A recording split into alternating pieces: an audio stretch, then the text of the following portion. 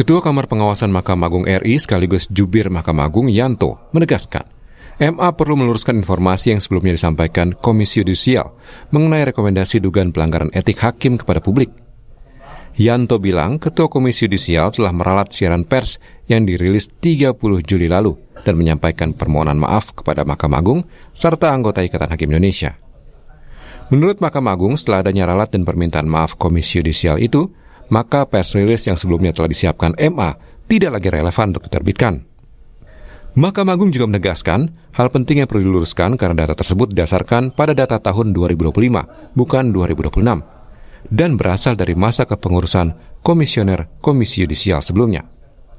Terkait jumlah rekomendasi maupun rincian hakim yang dilaporkan, MA mempersilakan hal itu dikonfirmasi langsung kepada Komisi Yudisial selaku pihak yang menerbitkan data.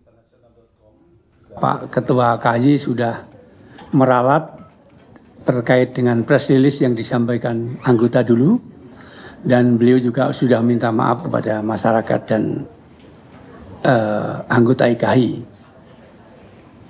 Berkaitan dengan permintaan tersebut, saya selaku Ketua Umum IKI dan orang Indonesia tentunya juga memaafkan berkaitan dengan press release yang disampaikan beberapa hari yang lalu.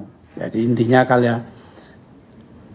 karena sudah diralat dan juga pimpinan KY sudah minta maaf kepada publik maupun kepada IKI, ya tentunya ralat press release tidak menjadi relevan lagi seperti itu. Jadi intinya karena sudah diralat dan sudah ada pernyataan maaf dari pimpinan KY, sehingga press release tidak perlu lagi. Demikian. Mahkamah Agung menegaskan, apabila permasalahan yang dipersoalkan berkaitan dengan penerapan hukum acara atau pertimbangan yuridis dalam putusan, maka hal itu bukan merupakan ranah pelanggaran etik yang berujung pada pemberian sanksi.